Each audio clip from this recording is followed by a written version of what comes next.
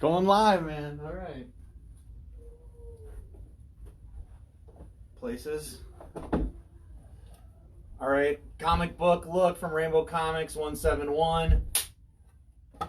Hey everyone, it's a comic book look. It's your boy John Demand here, rocking out, powered out by Rainbow, feeling so awesome, and joined of course by co-CEO Thomas Devine.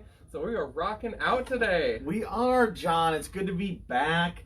You know, second time appearing on Rainbow's channel, and it feels good. It feels like home. So I'm excited to be here. And so today, me and John are going to be giving you our comic book reviews for the comics that we read this last week. So, you know, new comics came out on Wednesday. We picked those up over at Rainbow, and now we want to tell you about them. So we'll give you first a quick synopsis of what's going on in the story, and then we'll give you our review and beer rating. John, what are you going to be reviewing today? All right, so from the Marvel side, you guys, I picked up just a slew of X-Men titles that I'll bundle together in my review. So Excalibur, New Mutants, X-Force, and Fallen Angels, all issue 5. Followed up with Arrow issue 7. Arrow, nice. And then Star issue 1, which I'm personally really excited to talk about. And then on the DC front, we got Batman issue 86, and then Harley Quinn and Poison Ivy issue 5 of 6. Excellent. Well, you know, John comes in hard. I don't come as hard. I'm sorry, guys. But I'm going to be talking about Gideon Falls number 20, and then I'm going to be talking about Trees number 5, and then a little bit of a throwback from the week last week, which I missed, is I'm going to talk about the new Old Guard series coming out. All 3 Image. So I guess I'm just that Image fanboy. John has more range than me, buying from 2 different publishers. So, but hey, what are you gonna do, right, John? So what do you think? Was it a good week of comics? Did you enjoy your reading? It was crazy, yeah. I mean, I remember getting my stack at the register, and I'm like, holy smokes, I got work to do. And then, shame on me, this week has been such a blur that I actually read all this morning.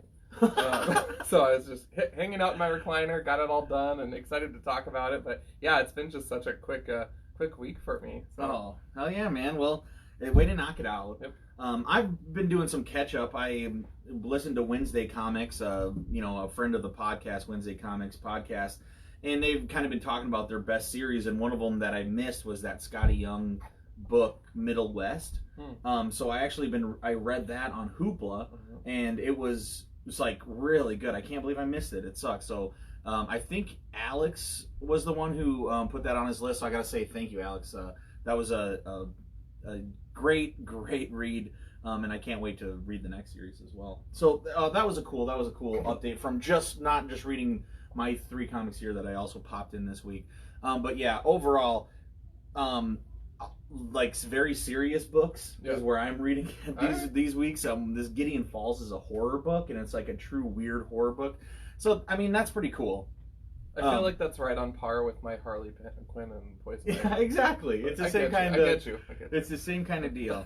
All right, I'm trying to pull this up here, guys, so we can at least see your comments and make sure that we're recording correctly.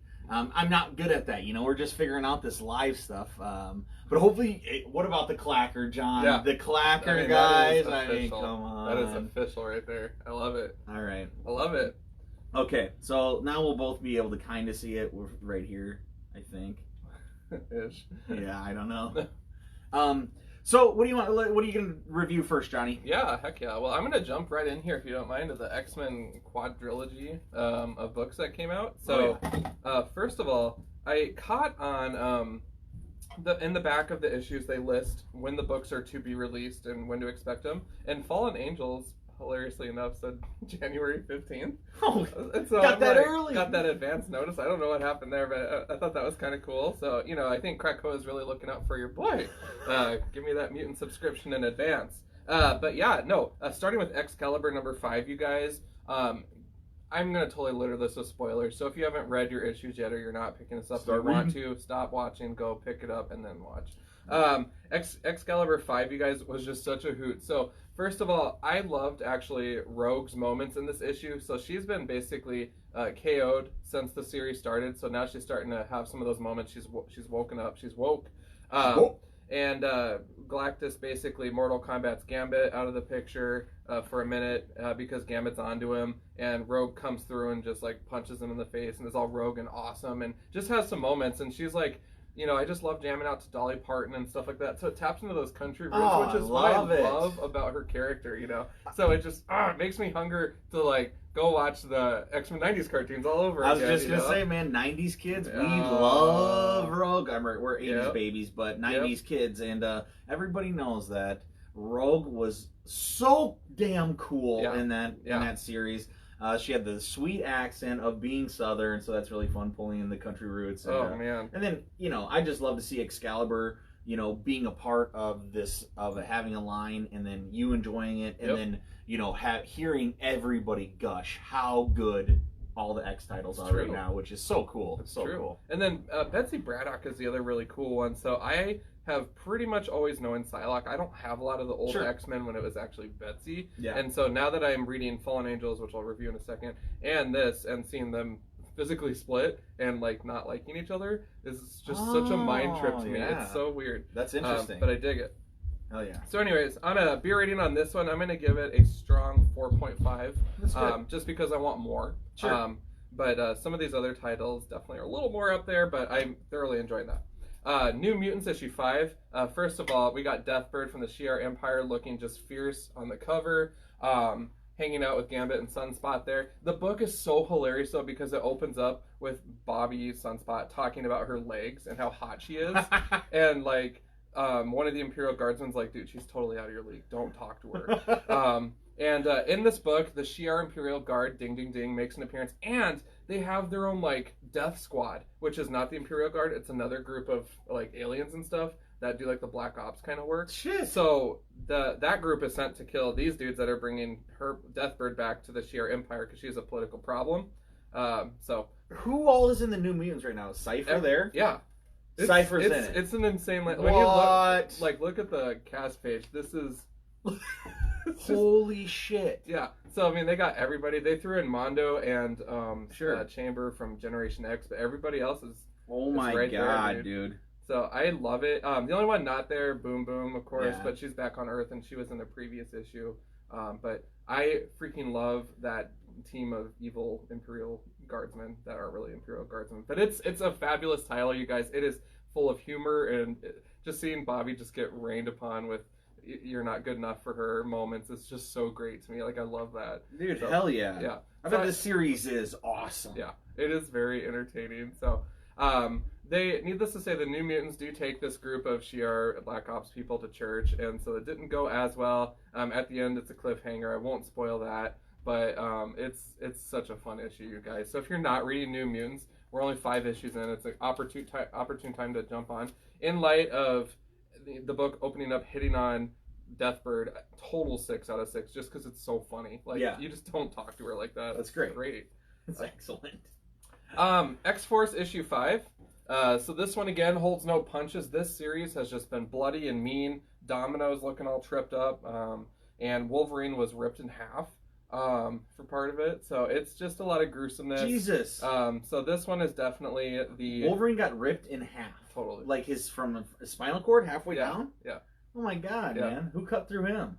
So they basically were a bunch of like genetically made assassins or whatever, and then they just gamed up on him. It was kind of like, whoa.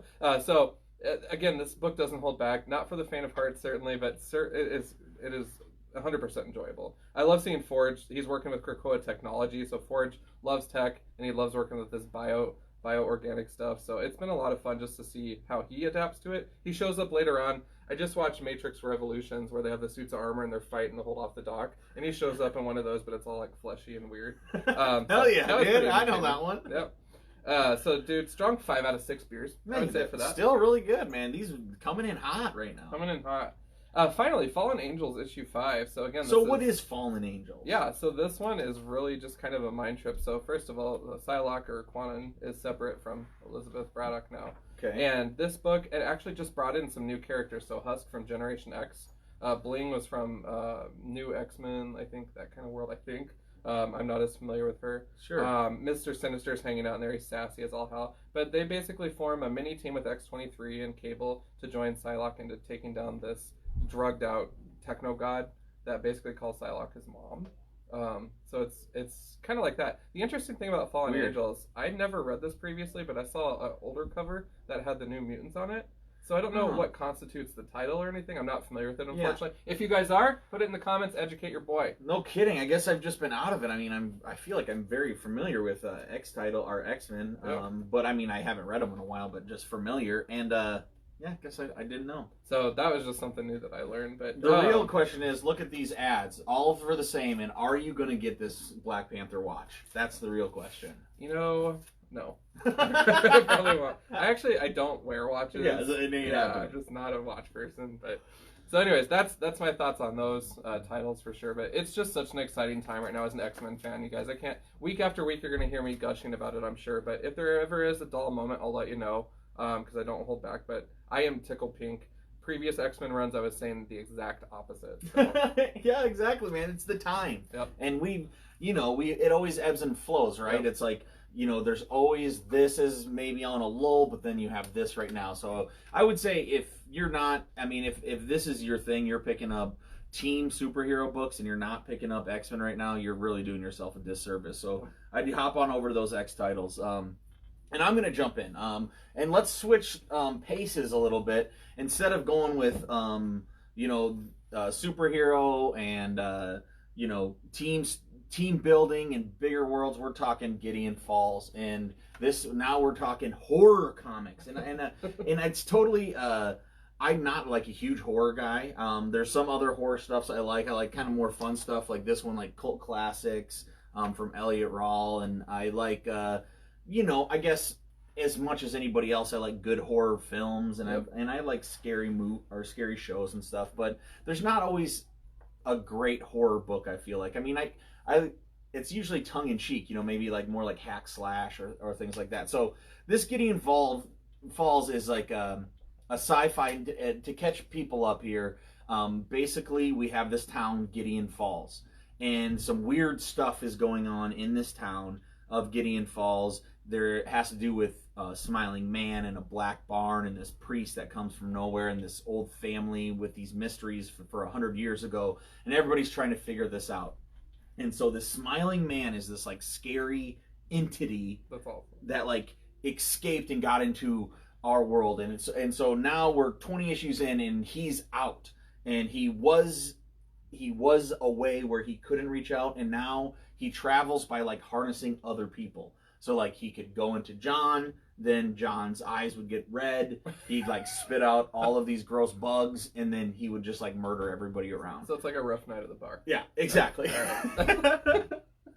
And it is messed up, but like, spoiler, I want to show you this one thing. It's because it gets so brutal that there's like, these people don't even know what they're doing, right? So this guy, here's the smiling man right here. He's looking into, the priest looking into a pond. He's seeing the smiling man. He knows, don't touch that water. It ends up that the person he's with touches the water. It gets worse and worse. But then this part right here, this guy, he was crying, and he just killed like 100 people, and he's like, oh, what happened? Where am I? What did this do? And it was not like 100. It was like 8 people, everybody inside this diner. And he just keeps on saying, I was hungry. I didn't. And it was but he has now, the smiling man has escaped out of him now. So now he's just gonna be blamed for all these murders and moved on. And there's this boy who doesn't remember his name, thinks he's someone else, and he's always wanted to build this barn, but it seems to be that he's at the center of this all. And his name's Danny, but he goes by Norton Sinclair. It's weird, but I know. But he's this really cool character where he's like, now he said in this issue, he's like, it's a very serious issue. He says, if I can't, figure this out, get this past my life, get this black barn out of my life, it's like, I don't want to live anymore. It's like, it's really heavy shit that they're dealing with. And I absolutely loved it though. Jeff Lemire is able to put this on in such a way. And so what is on the other side of this story, there's this priest and this lady, and who's the psychiatrist for Norton Sinclair. They are trapped inside this other dimension, which is Gideon Falls. We learn in this recent series that there's actually like thousands of Gideon Falls, and they all are connected through this black barn. So there's all these alternate realities and all these different versions of everybody else, and it's presented in a way that, now that I'm saying it out loud, sounds like the DC multiverse, but it is presented in a way that's just, it's really, really well done and really, really smart, and then fun and scary. So I'm really enjoying this issue. I think the next issue is going to be the next one, or the last one in the series, 4 or 5. So it's going to wrap up, and I'm excited where it goes. We got guys with C4 who want to blow up the Black Barn. We have, the bishop of the Catholic Church is like involved in somehow, and we don't really know how yet. So I don't know. I'm really excited for this. I know that sounded really convoluted, but if you follow Gideon Falls, you know what I'm talking about. And if not, definitely catch up, get the trades. You can get the 3 trades and then just these 4 issues. I was reading through trades and then went to weekly with these ones. So I would say definitely check this out. I give this a 6 out of 6 beers. I mean, this is some of the best comic books that I've read in a long time. In this whole series, I mean, it's a continuation. This single issue was, though, because this is. I mean, everything was going wacky on this issue. But yeah, Gideon Falls, check it out. Jeff Lemire, Andrea Sorrentino, and Dave Stewart just dominating. Killing it. All right. Well, I'm going to hop universes really quick here, and we'll hop over to DC really quick. So, first of all, you guys, Batman 86, as promised, I went with the cardstock variant. I just thought Deathstroke on the old Batmobile was kind of fun. Ironically, the Batmobile did not make a cameo at all in this issue. I used to have the biggest beef with that, like covers where it's like, it's not represented on the issue. Yeah, it's a variant cover. Yeah. I still kind of hate that too. 8 years later, I'm like, I'm over it. But it's been a fun kind of a new creative team now, first of all, on the book. But it's been a cool transition. So the City of Bane event came to a close. Alfred's dead. Go figure. I know, R.I.P. Right? It's not good. Yeah. And Bane said he did it all for a tear tattoo. Like, I don't know. But no way. No, I don't know if I'm just playing. Oh, that'd be better. But anyways, you guys, Batman 86, it was a lot of fun. My favorite part about this was actually the epilogue at the end, because total just grim, like Deathstroke and all that was cool, but just the clown face people taking prisoners, putting clown masks on them, and then blowing them up, putting gas on them, and then at the end one henchman shoots the other, and then the other guy gets to his car and is like, hey, I completed the job, and everyone's dead that saw it, and then the person on the other side of the phone's like, not everyone, boom, van explodes. So I just got such a kick out of that. So that's a classic. I love that. I love that stuff. That's like the start of Dark Knight Returns, when it's like, oh, we got it all together, perfect. Yep. That's typical Gotham. I mean, Gotham reminds me a lot of Sioux Falls. Yeah, but it is a dope cover. It is a dope cover. Sioux Falls after 9 p.m. Yeah, after 9 p.m. Whoa. Anyways, you guys, on a beer rating scale, though, thoroughly enjoyed it, but I would give it probably out of 5 out of 6, just because, like, the City of Bane was just so fun and so awesome. So this is kind of, we're getting into a new creative team, so you got to get new writing, that new art, everything. So yeah, I mean, I used to be a Batman guy. They've just like had Tony Daniel on there off and on for so long, and he even did the King stuff as well. So I think it's weird that they should have won a whole new team, I feel like. But it's really cool to see Tinian, right? Get his run at Batman. So I'm really excited, and hopefully that he kicks butt. And I'm sure a lot of people loved King's run, so I'm sure some are sad that he's gone. But it's still it's really cool to see a new team come on. But yeah, still not exciting enough for me to run back to Batman. Yeah. Well, speaking of running back to Batman and horror comics, Harley Quinn and Poison Ivy, issue 5, guest starring Batwoman. Hell yeah. This is 5 out of 6, so definitely a good time. It's just such a fun, lighthearted book. It's a cool cover, too. It's a great cover. It's been a great series. It's just literally, they're trying to be good guys. They're running around. They run into Batwoman. Big misunderstanding. They work together.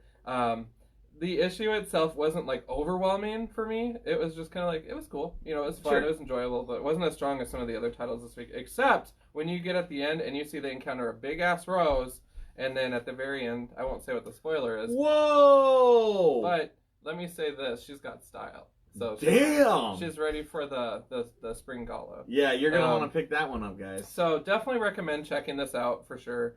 Just for that. I'm curious about what the future of the character is, and that's the only reason why I'm getting this title. Of course. Harley Quinn books I could, give or take without them, just because they're all like kind of insane and fun. But Poison Ivy for sure. Yeah, you've loved Poison Ivy for so long. Yep. Yep. I mean that's.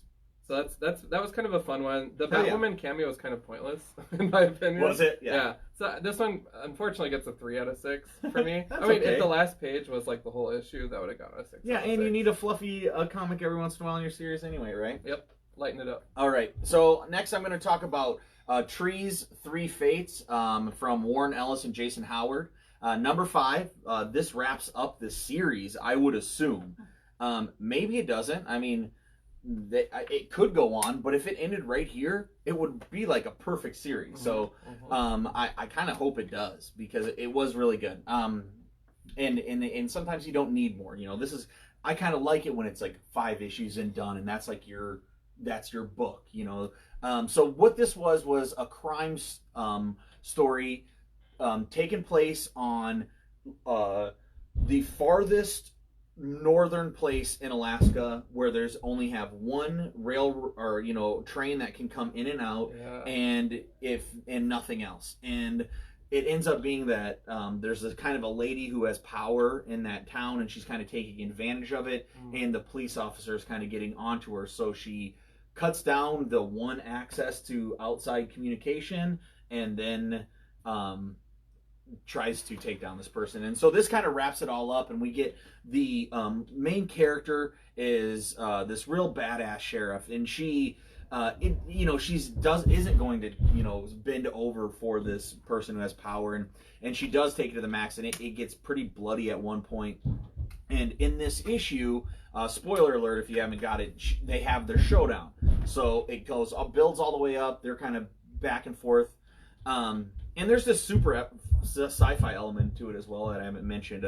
It's called Trees because a giant, like I would say, a tree that is 10,000 times the size of a normal tree, just like this pillar appears in town one night and like kills her fiance, or that's who she's kind of always dreaming about and stuff like that. So it has this weird element as well, but the crime story kind of wraps up in this one, and you get this really cool 2-page spread where they go head on head, and you think, this sheriff is going to spare this person's life, going to do it the right way, and then just takes like a hard turn, smashes her face into the table, shoots her like straight through the head, and then I was like in shock after reading it.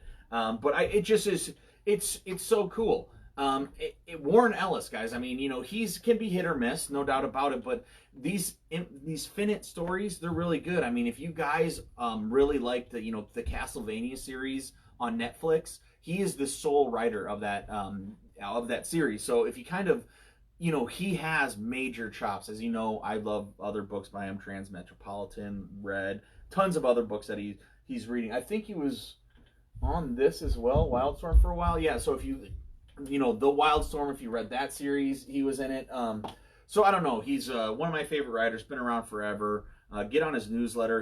He writes really, really cool things to to his fans as well. Just kind of like updates and stuff. And he's just a really smart, brilliant guy putting together this really cool sci-fi crime story, wrapping up in a perfect little bow. I give this issue a 6 out of 6. Great way to wrap it up. 6 beers out of 6 beers. But I would give the whole series like a 4.5 out of 6. I mean, it while it was great, it's not breaking any barriers, but you can definitely see like this could be a Netflix series. But it ended on a strong note. And then ended perfectly, right? You just had to get there. So like, I would almost say it's going to be better in a trade because it's going to be one that you can kind of go right through, and then you get that satisfying finale right away. Heck yeah. So yeah, that's my rating on that one, my dude. And looks like we got some love here. The bagging and boarding bad boy and soap. What's up, Mark? Yeah, so John, what else you got here, man? All right, well, I'm going to kick it off with my last two here, but I'm saving the best for last. But we'll just really quick go through Arrow issue 7, you guys. Arrow, like I said, from the pages of New Agents of Atlas, it is a lot of fun. just exploring again that Far East side of the Marvel U. So just getting to know new characters. And it's been a lot of fun. So I was a little skeptical when they were like, we're doing all these solo series in one issues. I loved them all. Like, it was fun. You know, now Awesome. in terms of the wow factor and all that stuff, I wouldn't say that it would be like a strong 6 out of 6 by any means. I would actually probably give this one probably a 4, but Sure. I'm still enjoying it. I'm glad I picked it up because for me, I see it as learning, you know, about new characters and so forth. So I'm just waiting for a book that takes it past the this is who I am, I have a boyfriend, all that stuff, to here's you know, the bigger picture, like how am I going to interact with the rest of the Marvel U, that kind of stuff. So I'm just waiting for it to take off, I guess. Yeah. So, and it's my hope that it does, because I think they are cool characters. Yeah, and it's you know, and I always like that Marvel trying to do something different, which is nice, you know, or not do something different, but you know, put something out on a character that hasn't been running for you know 1,000 issues or whatever. So I think that's cool. But on the flip side, what we can't do in 7 issues, it turns out we can do in 1. Yeah. So Marvel Star issue 1, you guys. So Dave's commenting on it. Mark hit me up and was actually no, Mark did not hit me up, but he tweeted about it. I caught that, and he freaking loved this book. I can't tell you enough how much I love this book. Like, this is the ultimate anti-hero situation ever, and I love it. She has an Infinity Stone inside of her. Oh, the reality stone. Yeah, dude. And so she doesn't know how to use it. She doesn't know how to use it yet. Oh, so she literally crosses paths with Titania, I think was her name, at some dumpy villain bar. Loki. Yes. And then at the very end, Jessica Jones. Hell yeah. And then at the very, very end, I am going to spoil it just because I am going to spoil it. But Scarlet Witch appears and basically says, you need to knock this shit off. Whoa! Because every time she uses the stone, she's messing with stuff. And so, but it was pretty sick, man. And who knows better than the damn Scarlet Witch? And it shows Captain Marvel, like a nightmare of her getting her heart punched out by Captain Marvel, which is awesome. So that's pretty grim. Oh yeah, that's awesome. So this book is hilarious because she's literally like, I have no friends, no job, no money. And then she slowly starts to learn how to use the stone throughout the book, which is funny. But I just love like the dumpy villains bar and getting into fights and stuff like that. And she actually gets her ass kicked and thrown out the bar. So it's one of those underdog videos where it's like, I hope you get your shit together. But I personally am finding myself really liking this character, and I hope that we just continue to see her. So I will probably be following that one. Cool, man. Yeah. What's the beers? Beers, I'm going to give that totally a 6 out of 6. Yeah! It was so great, dude. Like, just so funny to me. That's so cool, great. man. And I just love Marvel's villain underbelly side of things. It was great. Oh, man. Yeah, exactly. That's great, man. That's right up your alley, right? So, you know, I want to shout out to Dave. You know, I am not drinking any beer at all. This is a Diet Mountain Dew, man. It's lame. We came a long way. You know, Sunday, fun day. The Chiefs are playing right now. I should be drinking, but I'm not gonna. And then I also want to just say what up to Mark and Jesse and Ken, everybody else who popped in on the feed. So, yeah. Oh, Mark shit, times yeah. 2. Nice. Mark Wagner. Nice. Yeah, man. Missing cat. Let's get it out. All right. So, before we wrap up, I did want to just talk about another book that came out a couple weeks ago, but I still think that it's worth picking up, and that's The Old Guard, Force Multiplied. So, The Old Guard was a series, a 5-issue series from Greg Rucka, and then I can't remember his name, Leandro Fernandez, and they crushed it. It's about these immortals that are friends, and they live forever and ever. And, you know, they are kind of warriors. They don't always make the great decisions, but it's very personable. They are kind of caught up in this world that is now rapidly increasing in technology and different things like that. And so now, with that happening, you know, there's some newer people that are a new person that was joining them. One person was leaving. We didn't know the fate of them. I don't know. It was just so well done.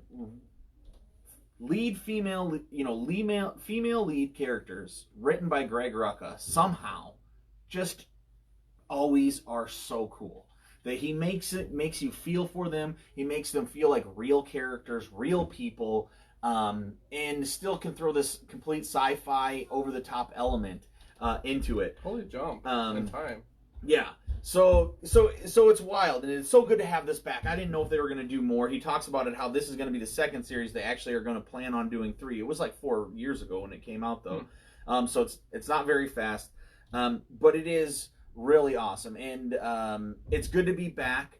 It actually, I thought it was going to probably jump off a little bit faster. This was maybe a little slower pace and a little more background than what I would have needed from it. But it was still so good, and right away our story's happening. So I'm very, very excited for the Old Guard Force Multiplied #1 from Greg Rucka.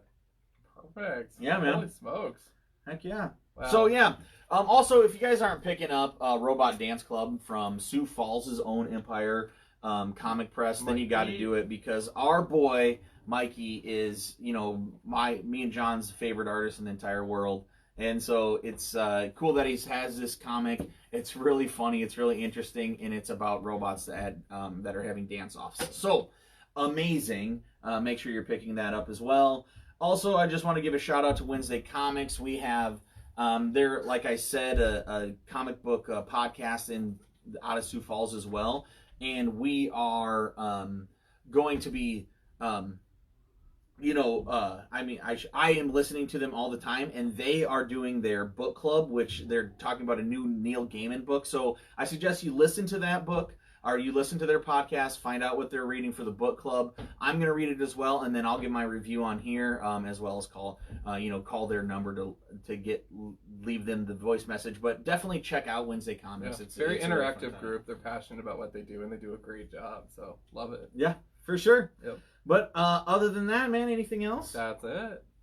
Whoa! Look here. Dave says, I think they got optioned for a show too, and he's right. That actually is a great point to bring up. If you read in the back of these Old Guards, it didn't just get optioned for a show; it got optioned for a huge Netflix show. What? So if you look at in the back of these, Greg Rucka, he knows that you're true fans, like you're Lazarus. He just gives you so much information. This dude just must write so much. But if you read all of this through, you get 3 pages later, we get this information, and I'm going to read it verbatim. So you're getting this first, because it's not like they sell tons of these copies. Not a lot of people even read all the way pages through. So here we go. Here, I tried to write this. This is verbatim. Think I'm like a dude from Seattle in Greg Rucka's voice. I tried to write this next bit, for the record, 3 times, maintaining the same pseudo-sarcastic tone as above, and yeah, I just can't do it. I can't downplay it. Guys, Charlize Theron is Andy. That's the main character. Kiki Lane is Niall. Matthias Schoenertz is Booker. Marwan Kinzari is Joe. Luca Marinelli is Nikki. Harry Melling is Merrick.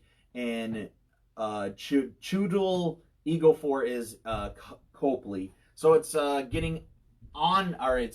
been optioned by Netflix. It's already been shot. Charlize Theron is the main character, and it's actually going to be a movie. That's cool. So it'll be a Netflix movie. I'm super stoked for it. I can't wait. But the Old Guard, we get the second series. Definitely pick it up. This is kind of some of the best kind of entertainment that Image Comics can offer. So yeah. I'm very excited about it. Fantastic. But all right. Let's close it down, John. That was a good episode, buddy. Yes. Well, thank you. Well, you guys, thank you so much for tuning in. And, of course, if you're in Sioux Falls, stop by Rainbow, say howdy, 42nd, Minnesota. And if you're down in Lincoln, go say howdy to our team down there with Tim and Taylor. And likewise, video-wise, we'll probably be coming back at you on Tuesday with Tim down in Lincoln, Tim or Taylor down in Lincoln, to do the new books preview that they do. Yeah. So that'll be awesome, too. And then we'll be back with you Thursday when we do polls, and then probably next weekend. So... anyways, you guys stay warm. It's snowing outside, but like all things, we make it look beautiful here in the Midwest, because that's what we do. And we keep it comics for sure, man. Glasses. Boom. All right, not a bad show, Johnny. That was awesome. Good work. Sorry about that. Oh, whatever.